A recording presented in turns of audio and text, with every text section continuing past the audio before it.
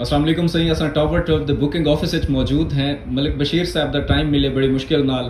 कुछ question in investment दे हवाले नाल स्पेशली जेड़े मुल्की हालात इन पैसा पिया पिया डिवैल्यू थींदा पे। मलिक साहब thank you so much for your time. Kindly inquiry को एड्रेस करो कि जेड़ा सारा पैसा डिप्रीशिएट थींदा पे डिवैल्यू थींदा पे उको किवें सेव कीता वञ सकदे। जी थैंक यू रश साहब। एक्चुअली पैसे को दी वैल्यू मेनटेन करने वास्ते जो सब तो बेस्ट एवेन्यू मिले है वो तो है इन्वेस्टमेंट रियल स्टेट दी और पर्टिकुलरली कमर्शियल दी रियल इन्वेस्टमेंट जी वो तो पैसा ना सिर्फ मेनटेन थी बल्कि एप्रीशिएट भी थी।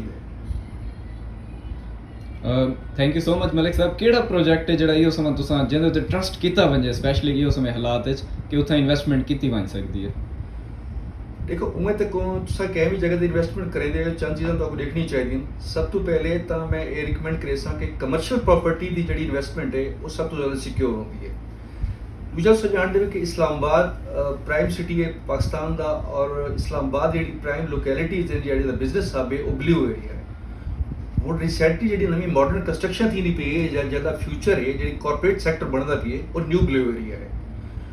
न्यू ब्लू एरिया के अगर सम मेन मार्गला फेसिंग देखो तो सवाए टावर 12 दे तो कोई भी चीज़ फॉर सेल नहीं मिलती। टावर 12 एक कॉरपोरेट कमर्शियल बिल्डिंग है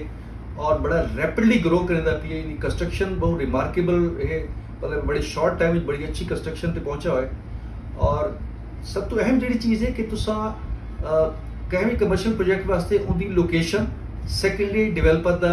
क्रेडिबिलिटी मार्केट की क्या है, थर्डली उनकी LOC सारी अप्रूव है, फोर्थली उनकी एक्सेस क्या है, उसके बाद उनके फीचर्स क्या है। टावर 12 टावर मेरे के अंदर हम तकरीबन 11वें फ्लोर पर पहुंच चुका है जबकि टोटल 13 फ्लोर की बिल्डिंग है लोअर ग्राउंड टू टॉप तक। ये एक वो भी है रेस्टोरेंट एरिया भी अवेलेबल इन जोड़ा एक 5th फ्लोर उत्ते। ये फीचर्स देखो इनकी एलिवेशन बड़ी यूनीक है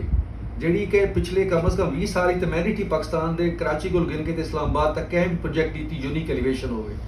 सैकेंडली इनका जो डिवेलपर हैं वो माशाल्लाह बड़े क्रेडिबल हैं, डिवेलपर मार्केट डिपेंडेंट कोई नहीं। इन वास्ते इनका बड़ा डेडिकेटेड टाइम है कि 30 जून 25 को डिलीवर थी होना इंशाल्लाह। उसकी रीज़न है कि ये सब चीज़ पेड है, मार्केट जो इनकी सेल थी वे ना थी वे उन्हें को डिलीवर करना है और उनका फ्यूचर मेंटेनेंस जी है वो लाइफ टाइम डिवेलपर को रहनी है क्योंकि इनके टॉप फ्लोर से डिवेलपर का अपना हेड ऑफिस है। Thank you so much sir. बड़ा तुसां VIP जवाब दिते, सारी कन्फ्यूजन क्लियर कर दिते। सर एक बिया सवाल है कि आपने जड़ा सराइकी तबका है अपने जड़े लोग हैं वही चीज़ को अंडरस्टैंड नहीं करेंगे कि कमर्शियल इन्वेस्टमेंट की वजह कोई भी कमर्शियल प्रोजेक्ट उन्हें कितने कोई उस मैसेज के वो इन्वेस्टमेंट करें कमर्शियल उन्हें कितना बेनिफिट मिल सकता है। देखो पिछली जी हिस्ट्री पर्टिकुलर ये प्रोजेक्ट से देखो ना तो ऑलमोस्ट एक साल के अंदर 25% एप्रीशिएट थी चुके हैं जरा हाल ही अंडर कंस्ट्रक्शन है। तीजा है कि रेंटल वैल्यू इन एरिए की फ्यूचर के डॉलर्स के क्योंकि इतना सराउंडिंग के कुछ ऐसे प्रोजेक्ट अवेलेबल हैं जिन्हों की डिमांड्स वो डॉलर रेंटल वैल्यू डिमांड करे दिन और कमर्शियल की रेंटल वैल्यू शॉप एरिए की $4 पर स्क्वायर फीट है और ऑफिस की $2 पर स्क्वायर फीट है। इनके अलावा मेंटेनेंस चार्जेस उनके अलावा रहने पोसन तो आपको तो मेरे ख्याल है कि पाकिस्तान क्या इस्लामाबाद भी देखो तो कोई तो आपको ऐसा प्रोजेक्ट नज़र नहीं आता जितना तो 1% तक एक्सपेक्टेड हो तो रेंटल इनकम और इतना एक्सपेक्टेड है इंशाल्लाह। तो मैं यो रिकमेंड करे सब जो मेन फीचर है इधर 45,000 स्क्वायर फीट का पार्किंग एरिया है जो डेजिग्नेटेड प्लॉट है CDA का प्लस इधर सर्विस रोड जिना एवेन्यू को ज़्यादा वड्डा है जहाँ तक कम अज़ कम 1.5 to 2 लाख का डेली का फ्लो है। सैकेंडली इधर ब्लॉकेबल अनब्लॉकेबल व्यू है इधर मार्गला का एफनाइन पार्क का तो उन सारे यूनिक फीचर्स हैं। मेरे ख्याल है इनके को अच्छा प्रोजेक्ट ईमेल है इस्लामाबाद और पर्टिकुलरली न्यू ब्लू एरिया तक कोई अवेलेबल है ही कोई ना। तो ये ऐसा डिसीजन है जब इंशाल्लाह सारा कोई भी दोस्त कोई भी भाई जरा इन्वेस्टमेंट कर रहे हैं और रिग्रेट फील ना करे that I can promise at least. Thank you so much सही। एक भी अर्ज़ है कि इन कीमतों के हवाले नाल थोड़ा जिहा क्लियर कर दी वै कि कितों स्टार्ट थी इनकी कीमत। देखो कीमत का अगर प्लॉट्स तो देखो तो ये सारे ऑप्शन प्लॉट है और ये 1.25 कनाल का प्लॉट इट्स सेल्फ 3.5 अरब रुपए का है और उनके बावजूद रेट्स बहुत मुनासिब हैं। मतलब ये सारा ऑफिस का जो है 1 लाख रुपये पर स्क्वायर फीट है और लोअर ग्राउंड और फर्स्ट फ्लोर की शॉप्स 1,70,000 रुपये पर स्क्वायर फीट है और ग्राउंड फ्लोर की शॉप 2,20,000 रुपये पर स्क्वायर फीट है। ऑन एन एवरेज तो कोई भी यूनिट 8 करोड़ तो तले को नहीं 30% डाउन पेमेंट है प्लस रिमेनिंग 24 मंथली इंस्टॉलमेंट्स हैं ਉਹ ਤੋਂ ਪੇ ਕਰਨੀ ਹੀ ਪਉਣਾ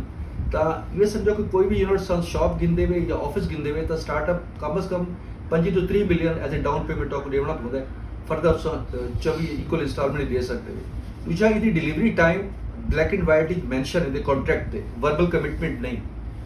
ਤੇ ਉਹਦੇ ਬਾਅਦ ਮਤਲਬ ਇਤਨਾ ਡੈਮ ਸ਼ੋਰ ਹੈ ਡਿਵੈਲਪਰ ਇਹਦਾ ਕਿ ਅਗਰ ਉਹ ਆਦੇ ਮੈਂ ਡਿਲੀਵਰੀ ਟਾਈਮ लगते ना रेसा तो मैं 0.7 तो आपको रेंटल वैल्यू पे करेसा कंप्लीशन टाइम तो बाद यानी कि अगर तुम्हारी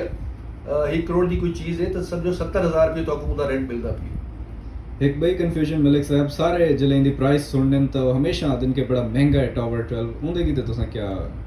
दसे सो रैसा मेरा नहीं ख्याल कि टावर 12 महंगा है क्योंकि ਇਹਦੇ ਬਾਅਦ ਜਿਹੜੇ ਨਿਊ ਬਲੂ ਏਰੀਆ ਨਹੀਂ ਬਲਕਿ ਬਲੂ ਏਰੀਆ ਤੋਂ ਬਾਅਦ ਦੇ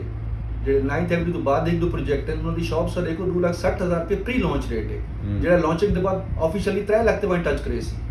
ਤਾਂ ਸਟਿਲ ਦੇयर इज अपॉर्चुनिटी और ਇਹਦੇ ਤੇ ਵੈਸੇ ਆਲਰੇਡੀ ਤਕਰੀਬਨ 60% ਸਟਫ ਸੋਲਡ ਆਊਟ ਹੈ ਲਿਮਿਟਡ ਇਨਵੈਂਟਰੀਜ਼ ਅਵੇਲੇਬਲ ਹੈ ਦੇਖੋ ਪ੍ਰਾਪਰਟੀ ਦੇ ਵਿੱਚ ਤੁਹਾਡਾ ਟਾਈਮਲੀ ਡੀਸੀ ਨਹੀਂ ਤਾਂ ਕੋਈ ਵੈਰੀਫਾਈਡ ਦੇਦਾ ਹੈ ਲੇਟ ਦੀ ਤਾਂ ਕੋਈ ਕਾਸਟ ਪੇ ਕਰਨੀ ਪੈਂਦੀ ਹੈ